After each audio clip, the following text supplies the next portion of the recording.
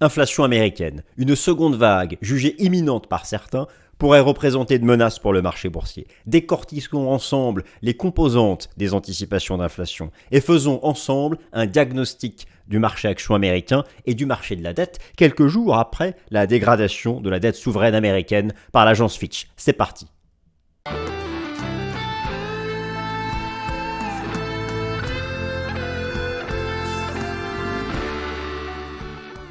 Alors chers amis, je suis ravi de vous retrouver pour la nouvelle édition du Top Gun, j'espère que vous allez bien.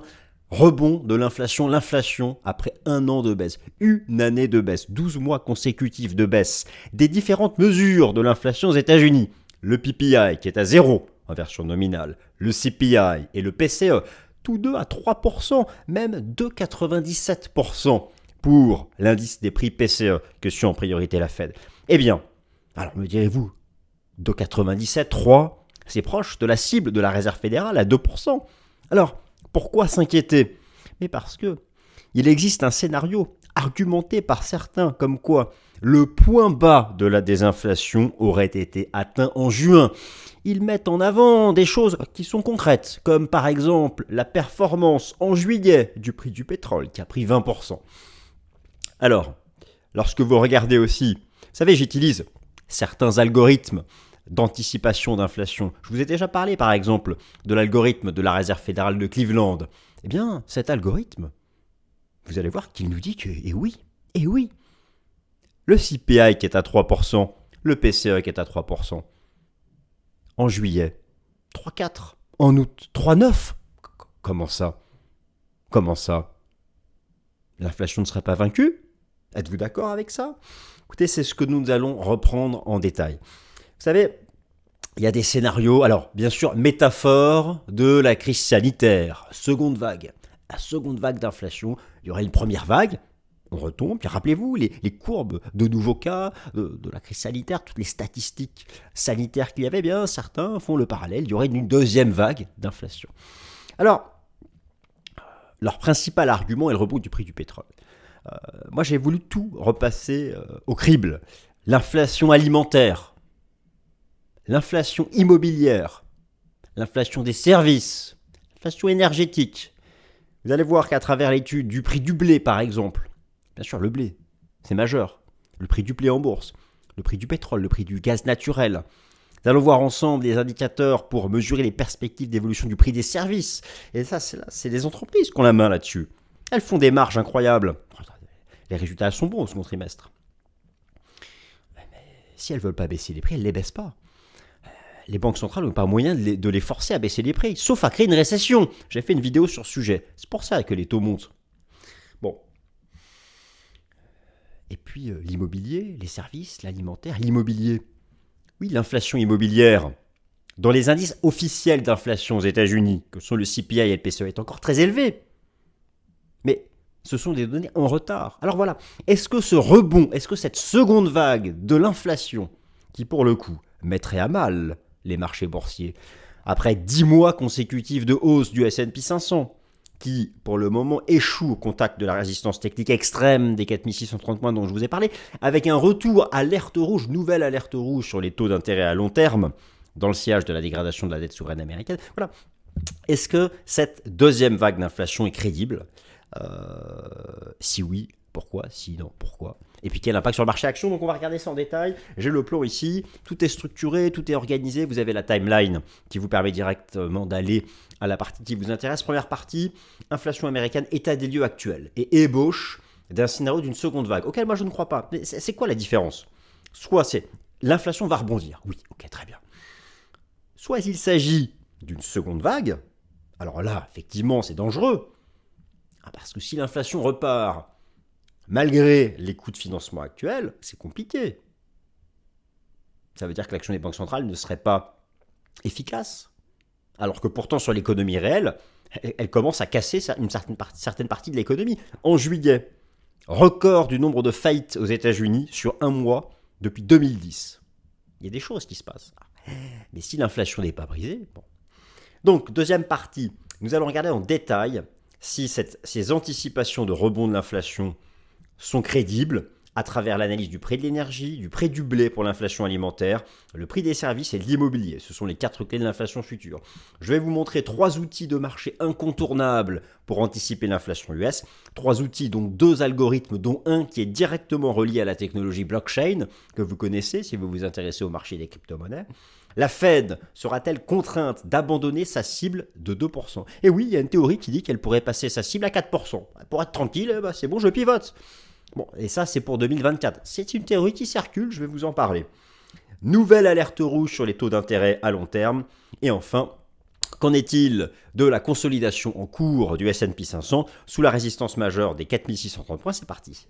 Alors, chers amis, je me suis réduit. Inflation américaine, une seconde vague imminente pourrait être une menace pour le marché boursier. On regarde ça en détail. Le plan, je viens de vous le donner. Il s'affiche à nouveau en détail sous vos yeux et nous passons directement à la première partie, inflation américaine, état des lieux actuel et ébauche du scénario de la seconde vague. Attention, l'inflation n'a même pas commencé à rebondir. Alors oui, pourquoi j'en parle maintenant ? Moi j'ai toujours des sujets en fonction de ce qui se passe dans l'immédiat. Ce jeudi 10 août, vous avez la mise à jour du CPI. Et le consensus serait à un rebond. Alors que tout le monde se disait qu'on était à 3 et que la prochaine étape c'était 2, ça pourrait être 3,5. Donc voilà, c'est pour ça que c'est le moment de parler de ce sujet. Donc, commençons par un état des lieux.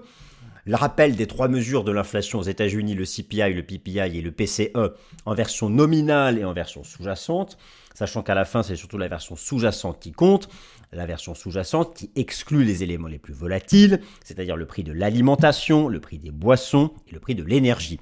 En fait, concrètement, l'inflation sous-jacente, ce sont les services, les véhicules industriels et l'immobilier, en gros. Les 3 mesures de l'inflation américaine sont en tendance baissière depuis une année. C'est un fait. Et sont proches de la cible des 2% de la Fed dans leur version nominale, j'insiste, en rythme annuel, j'insiste, c'est-à-dire que les derniers chiffres connus sont 3% pour le CPI, 2,97% pour le PCE et 0 même pour le PPI. En revanche, les versions sous-jacentes de ces 3 indices d'inflation sont encore nettement au-dessus des cibles des banques centrales. Voici donc le sujet que nous abordons aujourd'hui. Certains indicateurs avancés d'inflation estiment qu'une seconde vague pourrait démarrer dès maintenant, dès le jeudi 10 août, mise à jour du CPI. La principale source en serait le rebond du prix de l'énergie, en particulier du prix du pétrole fin juin. Mais voilà, cela n'est peut-être que conjoncturel, dû à la driving season états-unienne. Donc je vous fais ici un récap des données d'inflation, mais je vais vous montrer ça différemment. Je vous fais ici un récap donc du PCE et du CPI. Vous avez effectivement donc, regardez en bleu et en vert, le PCE et le CPI nominal, c'est à 3%. Et donc là, tout le monde se dit, on va à 2 maintenant. Alors, regardez la tendance, vous voyez bien comme moi, la tendance est baissière. Donc, mais pourtant, écoutez, je vous montre tout de suite. Les deux sont à 3. Regardez ici, j'en reparlerai tout à l'heure, l'algorithme de la Réserve fédérale de Cleveland, qui est une des antennes régionales, la Réserve fédérale des États-Unis. Eh bien, alors, c'est un algorithme qui fait des prévisions à 2 mois et qui est actualisé tous les 2-3 jours. Là, la mise à jour date du 3 août, c'est pas très loin du moment où vous regardez la vidéo. Regardez ce qu'ils anticipent. Pour juillet, 3,42.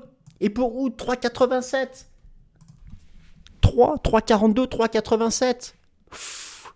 Fin de la tendance baissière de l'inflation. Vraiment, déjà, la fin de la tendance baissière de l'inflation? Est-ce crédible ? N'est-ce pas farfelu? N'est-ce pas trop, je dirais, représenter le rebond du prix du pétrole? Quid des autres composantes? Mais c'est le sujet que j'ai voulu creuser. Vous allez voir, moi, à titre personnel, je vous donne mon avis tout de suite. Bon, vous en pensez peut-être différemment, partagez votre opinion, mais pour moi, il n'y a pas de seconde vague d'inflation. Il y aura une stabilisation dans la baisse ou un petit rebond technique, entre guillemets, de l'inflation. Mais derrière, on ira à 2%. Mais c'était que mon avis. La théorie de la seconde vague d'inflation, que ça sera monté à 5-6%, moi, je n'y crois pas un instant. Même les entreprises qui vendent des services, quelle folie auraient-elles d'agir comme ça? Bref, bon, écoutez, ça, on verra bien. C'est pas, on va continuer la démonstration. Mon avis, on s'en fiche. Donc, voilà. Donc ça, et même pour le PCE, les anticipations sont un rebond de 3 à 3,41 à 3,64. Donc voilà, il y a effectivement une théorie qui circule sur ce sujet. Alors, donc ici vous avez la performance, on va regarder en détail dans un instant, la performance du prix du pétrole depuis fin juin, et en fait même des matières premières. Je suis sur TradingView, j'ai mis ici un M. Le CRB Index, qui est une version composite d'environ une vingtaine de matières premières, prend 6%. Et oui, le pétrole, oui, plus 16 depuis un mois. Donc voilà, c'est sur ça qu'il se base pour nous dire que eh bien, voilà, la tendance baissière de l'inflation serait terminée. Alors, on va regarder ça en détail. Prix de l'énergie, prix du blé, des services et de l'immobilier. Ce sont les 4 clés de l'inflation future, les 4 piliers. L'inflation énergétique, l'inflation alimentaire, le prix des services et celui de l'immobilier. Dans l'inflation nominale, vous avez les 4. La version sous-jacente va exclure l'alimentaire et l'énergie. C'est surtout les services et l'immobilier. En Occident, et enfin, surtout aux États-Unis, c'est une économie de services. 80% de l'emploi et du PIB, c'est les services. Afin de déterminer si une seconde vague d'inflation est crédible, il faut analyser chaque composante en détail pour bien faire la différence entre un simple rebond court terme conjoncturel de l'inflation ou le point de départ d'une vraie seconde vague de fond, métaphore donc de la crise sanitaire. L'inflation alimentaire, faisons simplement l'analyse technique du prix du blé. Inflation énergétique, eh bien, diagnostic technique du prix du pétrole et du gaz naturel. Inflation immobilière, nous allons comparer les chiffres officiels, alors qui sont en retard, car ce sont des contrats de location qui ont été faits pour certains il y a un an. Nous allons les comparer aux chiffres en temps réel, et pour ça je vais vous montrer un algorithme qui vous donne les données au jour le jour, en temps réel, et des nouveaux contrats de location et du prix réel de la catégorie dite housing, immobilier. Et enfin l'inflation des services, qui elle a commencé une tendance baissière. Je vous remontre ici. L'inflation des services, ici vous avez la décomposition du CPI aux États-Unis. Donc le CPI, il est sous vos yeux ici en marron et il est mis à jour jeudi prochain. Donc il est à 3%. Voilà. Le consensus, ce serait qu'il remonte à 3,5 ou 4 là jeudi prochain. Bon, alors en grande partie parce que le prix du pétrole rebondit. C'est vrai que regardez la contribution de l'énergie. C'est vrai que c'est vraiment l'énergie qui a permis la baisse du prix du pétrole, la baisse du prix de l'inflation, de l'inflation. Maintenant, le rebond du prix du pétrole, est-ce que là, il est suffisant pour avoir une contribution à nouveau à un rebond de l'inflation? Vous allez voir que c'est pas encore. Mais le sujet, c'est surtout les services. Vous les avez en jaune. Alors, elle est encore, l'inflation des services, à 6,2 et l'inflation immobilière serait encore à 7,8. Oui, mais non, serait encore à 7,8. Mais ça, en fait, cette soi-disant inflation immobilière, vous allez voir qu'en fait c'est faux. Dans le CPI, l'inflation immobilière là, qui est annoncée à 7,8, alors ça c'était les chiffres d'avant, là ce jeudi il est à la mise à jour. Ce sont en grande partie, ce sont des contrats de loc entre aujourd'hui et il y a 12 mois. Moi je vais vous montrer une application que vous connaissez qui s'appelle Trueflation qui vous donne les contrats de location là au jour J. C'est zéro, on est à zéro d'inflation. Il y a 6 à 7 mois d'écart. Donc voilà. Et là, il n'y a pas de lien avec le pétrole, quoi. Donc, enfin, voilà, vous voyez. Alors, bien sûr que si le pétrole remonte à 110, 120 dollars, ça va être compliqué. Donc, pour moi, je vous donne déjà la réponse. Y aura-t-il une seconde vague d'inflation? D'un point de vue des services, je dis non. De l'immobilier, je dis non. De l'alimentaire, je dis non. Donc, oui, conjoncturellement, à court terme, à cause du prix du pétrole. Mais pour que le rebond du prix du pétrole se transforme en une seconde vague d'inflation, il faudrait qu'il dépasse 100 dollars. Mais on va regarder ça en détail. Donc, ici, je vous ai rappelé, je pars un peu dans tous les sens, mais écoutez, j'espère que vous prenez quand même plaisir à me suivre. N'hésitez pas à me le dire quand même dans les commentaires, c'est vrai que c'est vraiment quelque chose, vous ne vous rendez pas compte à quel point quand on fait des vidéos, il y a des jugements très négatifs, parfois positifs, un peu de tout, ça fait toujours plaisir et ça motive. Donc là, je vous remets la composition du PCE et du CPI, les deux gros indices d'inflation. Et vous voyez que notamment le poids de l'immobilier qui est énorme. Donc lorsqu'on me parle de seconde vague d'inflation, il faut que je vois l'immobilier s'enflammer à la hausse. Mais écoutez, regardez les datas de l'immobilier à cause des taux d'intérêt.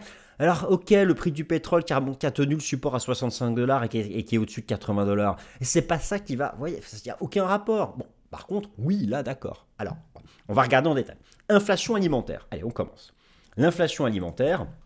Eh bien, l'inflation alimentaire, alors l'inflation alimentaire qui a, je vais enlever ici les services, l'inflation alimentaire qui a un vrai rôle dans la désinflation, alors qui est encore à 5,7, mais qui a un vrai rôle dans la désinflation, certains pensent qu'il peut y avoir une seconde vague. Écoutez, il y a eu effectivement en juillet, je vous mets là donc l'analyse technique en bougie japonaise hebdomadaire à gauche et en données journalières à droite du prix du blé. Vous avez là la base de la formation de l'inflation alimentaire. Vous constatez que très vite après le déclenchement de la guerre en Ukraine, c'est une tendance baissière. Voilà en fait ce qui stresse les tenants de la seconde vague. C'est qu'il y a eu un point bas du prix du blé en juin, il y a eu 2 poussées, effectivement. Donc il y a eu cette poussée du mois de juillet, mais d'ailleurs c'est retombé. On est assez vite revenu à la case départ, dès lors que, en fait, c'est beaucoup autour de l'actualité des exportations de blé de l'Ukraine et de la Russie, via la Russie ou pas, via des accords internationaux. Bon, mais on voit que très vite, de toute façon, que ce soit la Russie ou l'Ukraine ont intérêt à exporter leur blé. Dès qu'une solution est trouvée, le prix retombe, et au final, le graphique de long terme nous dit quoi? Que c'est une tendance baissière. Il n'y a pas de figure de renversement haussier. Donc, d'un point de vue de l'inflation alimentaire, moi, je ne m'inquiète pas. Et d'ailleurs, regardez, je vous montre Trueflation. On va aller voir. Donc, Trueflation, j'en parle tout à l'heure. C'est un algorithme relié à la blockchain avec l'inflation en temps réel. C'est basé sur 10 000 datas différentes. Et on va regarder donc l'inflation alimentaire en temps réel. Eh bien, regardez. Regardez la correspondance. Il y a eu ici, donc il y a eu le rebond du prix du blé. Ça a fait donc rebondir l'inflation alimentaire qui était remontée à 5, et regardez là, elle retombe à 2%, à cause de quoi? Parce que le prix du blé est retombé. Donc tant qu'il n'y a pas de signaux de renversement haussier sur le prix du blé, il n'y a pas de sujet sur l'inflation alimentaire.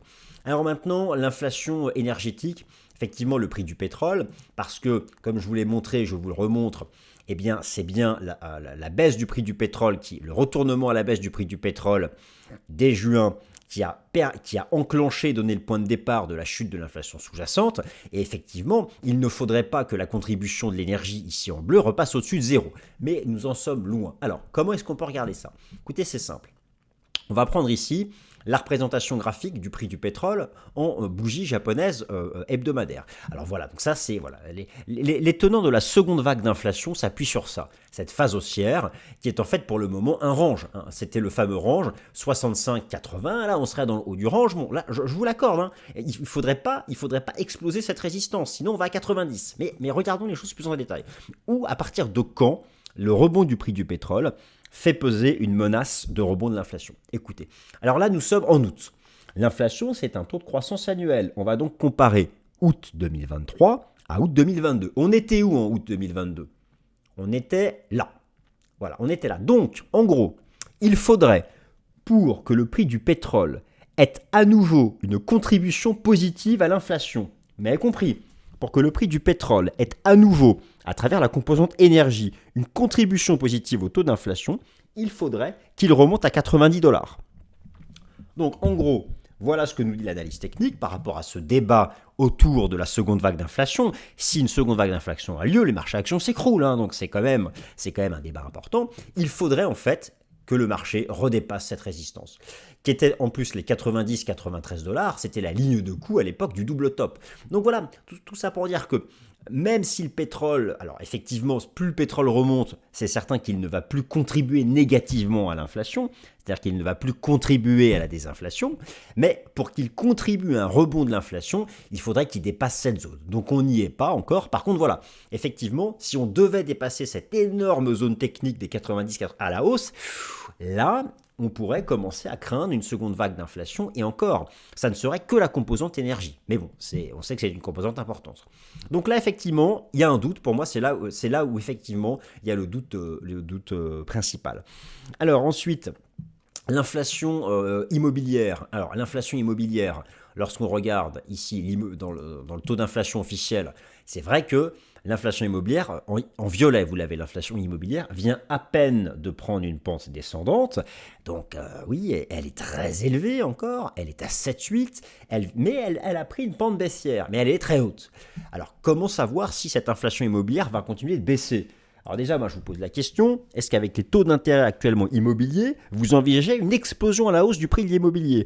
Est-ce qu'à travers les statistiques des mises en chantier, des ventes dans le neuf, ou encore toutes les datas que remontent les notaires, les agences immobilières, est-ce que vous avez l'impression que nous sommes dans une phase d'accélération du prix de l'immobilier? Bon, voilà, tout le monde est d'accord. Ça ne peut que baisser, ou en tout cas être stable.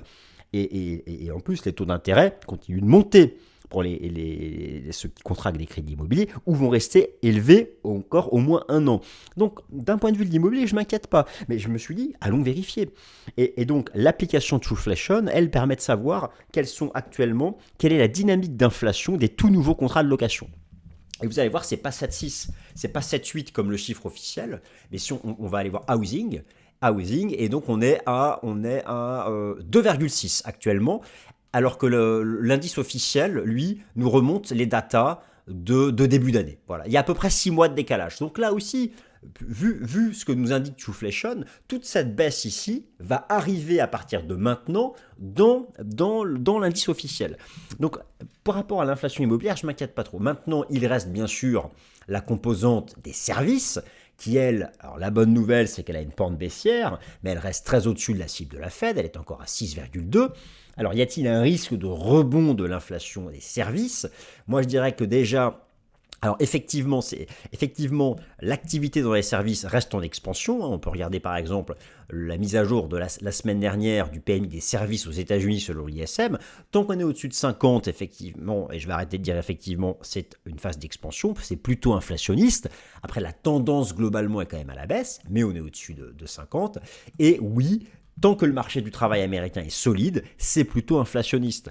Et le taux de chômage, vous avez eu la mise à jour vendredi dernier, vendredi 4 août du rapport NFP, le taux de chômage continue d'être bas aux États-Unis. Donc au final, ce que l'on peut dire sur l'ensemble de ces sujets, c'est que une seconde vague d'inflation, moi, je n'y crois pas d'un point de vue de l'immobilier ni de l'inflation alimentaire. Et puis il y a une pression politique contre l'inflation alimentaire qui est énorme. Du côté des services, je ne vois pas comment les services pourraient accélérer à cause des nouveaux taux d'intérêt. Le seul risque pour moi, c'est du côté du prix du pétrole. Et encore, le prix du pétrole, c'est l'inflation nominale et pas l'inflation sous-jacente. Et les banques centrales regardent l'inflation sous-jacente. Et le pétrole, oui, parce que offre, demande, il y a des manipulations, il y a des coupes de production. Alors là, ce qui se passe là à court terme sur le prix du pétrole, mais j'en reparlerai dans le Fast and Forex, c'est la driving season aux États-Unis. C'est pour ça, moi je pense pas qu'on va à 100 $. Bon, ben si on y va, j'aurais eu tort, mais bon, j'aurais l'occasion dans le Fast and Forex d'argumenter davantage sur ce sujet. Donc voilà, donc nous sommes ça. Maintenant, je vous remontre 3 outils de marché, dont 2 algorithmes pour vraiment au jour le jour, savoir si cette hypothèse d'une seconde vague d'inflation est crédible. Alors, puis après on passe au marché action, tout ça. Outil numéro 1, Trueflation, un algorithme de mesure de l'inflation en temps réel de notre époque, sans effet de retard et basé sur la technologie blockchain. Le principal intérêt de Trueflation est qu'il tient compte de l'inflation en temps réel, les données sont souvent en retard dans l'inflation officielle. Outil numéro 2, l'algorithme Inflation Nowcasting de la Réserve fédérale de Cleveland, une des antennes régionales de la Réserve fédérale des États-Unis, un algo avec un taux de réussite élevé pour anticiper l'inflation à horizon 2 mois. Et il est vrai que là, il nous dit que ça va rebondir. Donc, mais il ne nous dit pas non plus que c'est le point de départ d'une seconde vague. Ça peut faire 3,42 puis 3,87 et repartir à la baisse. Mais en tout cas, c'est pour ça que là, en août et en septembre, donc les chiffres de juillet et d'août, ça remonte avec un mois d'écart, il va y avoir un vrai débat sur le sujet de l'inflation parce qu'il va y avoir au moins un rebond technique à cause du prix du pétrole. Et enfin, on peut faire même, moi je fais aussi l'analyse technique de certains fonds dont la valeur est basée sur les anticipations d'inflation, notamment l'ETF Inflation Expectation de l'émetteur ProShares, un fonds de marché pour juger les anticipations institutionnelles de l'inflation, et sur lequel on peut faire les outils de base d'analyse technique. Alors, on va regarder ça en détail. Donc, Inflation Nowcasting, Réserve fédérale de Cleveland, je vous le montre depuis tout à l'heure, et que ce soit le CPI ou le PCE qui est actuellement à 3, eh bien, il y aurait un rebond à 3,42 et 3,87 et 3,41, 3,64. Bon, bah écoutez, on verra bien. Ensuite, Trueflation, eh bien, écoutez, Trueflation ne baisse plus. Vous l'avez ici. Voilà. Effectivement, Trueflation ne baisse plus, mais il n'est pas en rebond. l'application Trueflation s'est mise en range entre 3,20 et 3,60. Donc, tant qu'on reste dans ce range, je ne m'inquiète pas. Je dirais, il y aurait une augmentation de la probabilité d'une seconde vague d'inflation si on devait avoir un renversement à la hausse de Trueflation. Mais en fait, à part le prix, c'est le prix de l'énergie qui remonte là, c'est le prix du pétrole. À part le prix de l'énergie, le reste, ça continue de chuter. Donc, à part le prix de l'énergie, tout le reste baisse. Donc, ce qui, moi, me fait plutôt penser à un rebond de l'inflation conjoncturel qui retombera dès que le prix du pétrole retombera. Mais bon, voilà, écoutez, ça, seul l'avenir nous le dira. Et enfin, on peut tout à fait, mais moi je suis un chartiste jusqu'au boutiste, vous me connaissez, et je pratique l'analyse technique sur à peu près tout ce qui a une courbe boursière. Hein. Et donc, oui, l'ETF ProShares, c'est un énorme émetteur d'ETF. Et son ETF Inflation Expectations, il est en tendance haussière. Donc c'est vrai que tant qu'il ne casse pas de support, et il y a le premier support qui est là, il faut s'inquiéter des perspectives d'inflation. Donc voilà, alors maintenant, vous avez forcément suivi. Alors, la Fed sera-t-elle contrainte de revoir en hausse sa cible d'inflation historiquement à 2%? Alors, pourquoi se poser la question? Oui, c'est vrai que finalement, cette histoire d'inflation, c'est parce qu'on a décidé qu'elle devait être à 2%, et donc les banques centrales agissent sur leur cycle des taux d'intérêt en fonction de ça, de l'inflation en temps réel, de l'inflation qu'elles constatent, et puis par rapport à leur cible. Pourquoi se poser la question? Eh bien parce qu'il y a des ravages potentiels de taux d'intérêt élevés sur très longue période. Finalement, ce n'est pas tant, je dirais, la valeur absolue de taux d'intérêt compte, mais ce qui compte, c'est la durée pendant laquelle cela se déploie. Certaines entreprises ne pourront pas y faire face sur une longue durée. Et puis, actuellement, certaines entreprises fonctionnent encore, ou même des particuliers, ou même des investisseurs, sur des crédits qui datent du monde d'avant, et donc à taux zéro ou proche, et ont encore quelques mois d'échéance devant eux. Ils sont en train de prier pour que lorsque leur crédit en cours va arriver à échéance, que les taux soient RBC. C'est pour ça qu'il y a aussi cette dimension de durée avant qu'il y ait une inversion à la baisse du cycle des taux d'intérêt qui est majeure. Alors, le nombre de faillites aux États-Unis au mois de juillet 2010 est au plus haut depuis l'année 2010 en rythme mensuel. La question se pose chez les institutionnels alors que se profile au bas mot un rebond court terme de l'inflation. Est-ce crédible d'envisager un retour du régime des prix du monde d'avant? Finalement, cette inflation entre 1 et 2% qu'on a eu pendant 15 ans, est-ce crédible de l'envisager en prenant le risque, via une politique monétaire agressive, de créer une récession? Et donc certains estiment que la solution en dernier ressort serait l'abandon, soit par réalisme, soit par contrainte. Dites-moi ce que vous en pensez. Pour certains, c'est crédible que courant 2024, la Fed finisse par dire, bon allez, la cible finalement c'est 3%, l'inflation. Ah on est à 3%, on pivote. Bon, moi j'y crois pas. Mais c'est sérieux, hein. C'est parmi les institutions, c'est une théorie qui circule. Qu'en dernier ressort, on n'arrive pas à ramener l'inflation à 1-2%, et on va juste changer la cible, et puis après, on pourra baisser les taux d'intérêt. Moi, je n'y crois pas. Bon, écoutez, à vous de me dire ce que vous en pensez. En tout cas, la tendance, le nombre de faillites augmente aux États-Unis, et pour le moment, selon l'outil CME Fed Watch Tool, la Fed aurait atteint son taux terminal à 5,50, mais ne va pas pivoter avant ici un certain temps. Alors, nouvelle alerte rouge sur les taux d'intérêt US à long terme après la dégradation de la note souveraine US par l'agence Fitch. Alors, ce qui montre à quel point le débat actuel sur cette seconde vague potentielle d'inflation est majeur, parce qu'imaginez que là, la note souveraine américaine vient d'être dégradée par Fitch. Les taux d'intérêt à long terme sont à nouveau en zone d'alerte globale macro, la zone qui a déclenché la crise bancaire, la zone qui a déclenché la faillite de fonds de pension britanniques, la zone qui avait forcé la Banque du Japon à intervenir. Là, c'est la zone actuelle du taux obligataire à 10 ans américain. Et pile à ce moment-là, alors que les taux reviennent en alerte rouge et que les indices boursiers ont quand même sous les pieds 10 mois de hausse, et là, un débat apparaît sur une seconde vague d'inflation. Vous voyez que c'est touchy. Ça va être touchy tout ça. Alors, on sera peut-être rassuré dès jeudi prochain. Si ce jeudi 10 août, l'inflation ne rebondit pas comme certains algorithmes l'anticipent, on va respirer. Mais bon, attendez-vous à un rebond, ne serait-ce qu'avec la contribution du prix du pétrole.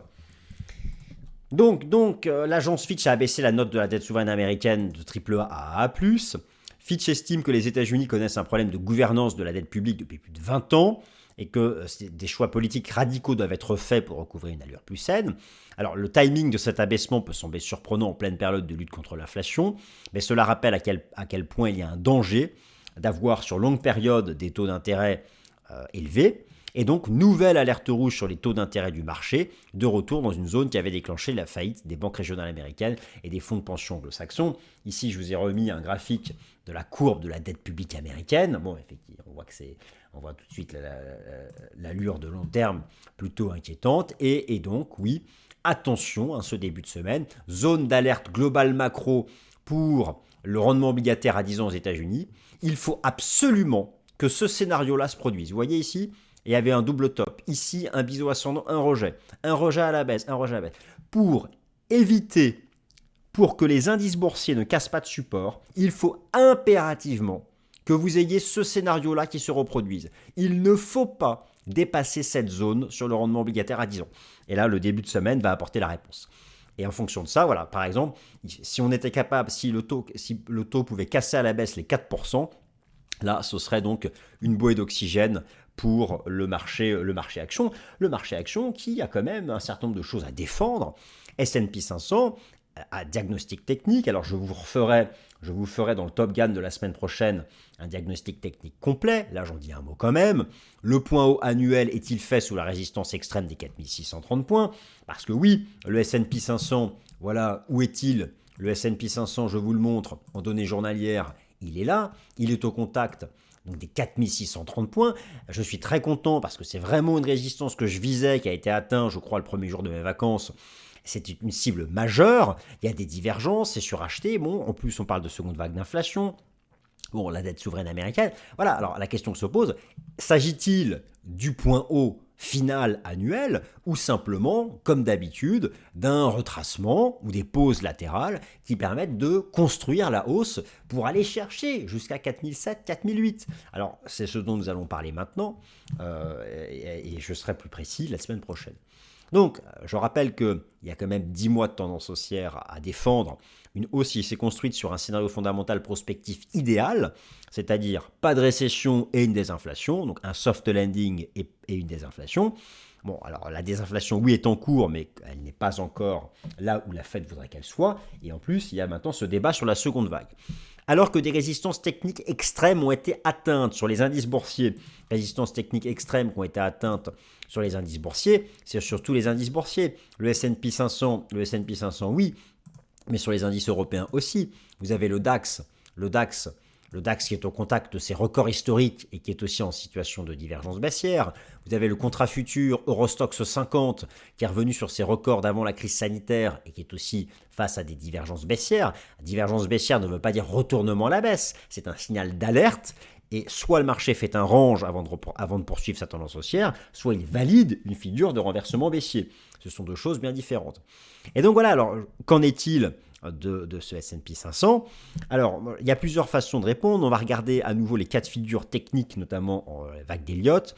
Sur le plan quantitatif, vous allez voir que nous ne sommes pas encore en surachat extrême. Par contre, nous sommes toujours en zone d'alerte aussi pour le positionnement des traders particuliers.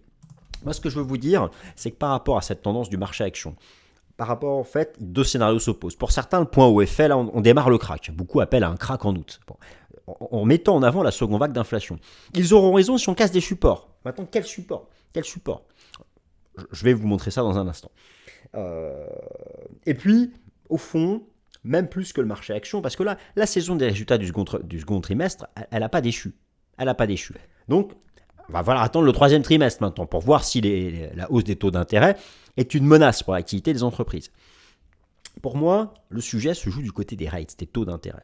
Et donc, c'est pourquoi, là, j'insiste en ce début de semaine, regardez vos graphiques des rendements obligataires à long terme, qui d'ailleurs ont ramené les obligations sur support. Et vous connaissez mon point de vue sur les obligations. Et moi, je vous invite à vous intéresser à la partie courte de la courbe, pas les obligations à 10 ans, plutôt entre 2 et 7 ans, pour des raisons que je redétaillerai. Mais donc, voilà. Pour moi, le sujet est là. Regardez le taux à 10 ans américain. Il faut qu'il fasse un échec, comme je vous ai montré tout à l'heure. Alors maintenant, qu'en est-il du S&P 500? Alors, Écoutez, pour le moment, ce que nous observons, c'est quelque chose de bien construit. Je vais ici retirer l'Ishimoku. Vous vous rappelez du débat, le débat possible. Soit il s'agit, alors, cas numéro un, il s'agit d'un nouveau grand bull market, ici en vert. On aurait fait ici en 3 temps la correction d'ABC, là une 1, une 2 en flat étendue, une grande 3. Et nous aurions donc simplement ici, on commencerait la vague 4, donc un marché qui pourrait faire un retracement de la grande 3, donc qui pourrait faire ça avant de repartir, en tout cas retracer une partie de cette vague-là. Ce scénario, il est crédible tant qu'on tient les 4200 points. Ça, c'est le scénario le plus bullish. Un scénario le moins bullish, ce serait en fait que la vague B, nous serions en zigzag ABC en 3 temps, et que nous aurions fini ici la vague B, qui a retracé à peu près 80% de la A, c'est vraiment la limite extrême, hein. Même en général on ne dit pas plus de 78, donc bon, je ne crois pas trop, mais c'est le scénario du crack. Pour cela, il faut casser un support. Alors lesquels? J'y viens. Alors, et le scénario le plus neutre, c'est celui ici de faire un flat régulier, et donc d'abord d'aller chercher les 4007, 4008 avant de retracer. Ça, ce sont les 3 scénarios qui s'opposent. Alors, d'un point de vue du momentum, il y a des belles divergences baissières. Ici, en données hebdomadaires, sur le RSI, elle est présente sur le RSI. C'est vrai que ça rappelle ici des éléments, des divergences qui ont précédé des phases de baisse. Mais encore une fois, une divergence, c'est bien une divergence, mais une divergence peut soit être précurseur d'une cassure baissière, comme ici, ou d'une phase latérale. Donc, au final, c'est l'action des prix qui permet de trancher. Au passage, on ne retrouve pas la divergence sur l'indicateur MACD, par exemple. Maintenant, en données journalières. Alors, vous avez dans ce qui est soit une grande 3, soit une C en zigzag, on retrouve les 5 temps. Donc, oui, c'est les 5 temps complets d'une vague d'impulsion. Moi, mon sentiment, c'est que le marché, avec ses 4630 points, a atteint un niveau où il a besoin de respirer. Maintenant, aucun support n'est cassé pour le moment. On reste dans le scénario haussier tant que le support des 4500 points tient. Et même, imaginons que la grande 3 soit terminée ici, la grande 3 qui est ici, j'espère que vous me suivez encore, nous pourrions ici débuter en journalier simplement une vague 4 qui pourrait même s'étendre jusqu'à 4330 sans bouleverser le scénario fractal. Donc au final, qu'est-ce qui donnerait d'un point de vue technique le point de départ d'un scénario en zigzag qui est le plus baissier? Eh bien, pour moi, le support, la frontière, c'est 4330. C'est 4330. Ça serait la cassure des 4330 points qui validerait qui donnerait le point de départ, je pense, d'un crack. La cassure du support à 4330. Bon, pour l'instant, nous n'y sommes pas. Donc, c'est ça qu'il faut surveiller. Et moi, je ne serais pas surpris qu'on ait pour le moment quelque chose de neutre entre ces 4003 et les récents records, avant d'en savoir plus sur le plan fondamental. Alors, sur le plan quantitatif, je vais regarder le pourcentage d'action du S&P 500 vis-à-vis des moyennes à 50, 100 et 200 jours. À 20 jours, on n'est pas suracheté. 200 jours, on ne l'est pas. Mais je regarde, la 50, alors, on s'est approché de la zone extrême, mais j'ai encore le sens, on n'y est pas encore allé. Les vrais points de renversement baissier, c'était lorsqu'on avait plus de 80% d'actions du SP500 au-dessus des mêmes 50. Là, ça va plutôt, pour moi, dans le sens encore finalement d'un marché qui serait plutôt dans le scénario d'une vague 4 ou d'une vague C pas terminée. Bon, enfin voilà. Écoutez, je vous ferai un diagnostic technique archi complet la semaine prochaine. Mais tout ça pour dire que cette semaine, on va vraiment lancer le débat sur la seconde vague d'inflation avec les chiffres qui vont tomber jeudi. Ça va être majeur car ça impacte les taux d'intérêt. Taux d'intérêt qui impacte le marché action. Vous avez compris tout ce schmilblick. Maintenant, sur le S&P 500, oui, c'est suracheté. Oui, certains indices sectoriels sont complètement perchés. Oui, il est logique de marquer une pause. Et d'ailleurs, la pause est tout à fait logique du fait que le réservoir des acheteurs est largement rempli, selon ici le dernier sondage AAI. Il est rempli depuis plusieurs semaines consécutives. Et donc, il est tout à fait logique de voir un marché se mettre en pause. Et il peut même retracer jusqu'à 4330 points. Voilà. Pour moi, le vrai risque technique serait de briser 4330 points. Et là, ça risque d'aller bien bas. Mais bon, Pour l'instant, ce signal technique n'est pas donné. Et j'actualiserai ça chaque semaine, je suivrai ça au quotidien, comme d'habitude. Voilà, chers amis, écoutez, j'espère que ce Top Gun de reprise vous a plu. Je compte encore une fois sur vos likes, vos commentaires. Merci à toutes et à tous. Et puis on se retrouve mercredi pour le Fast and Forex. Salut, merci.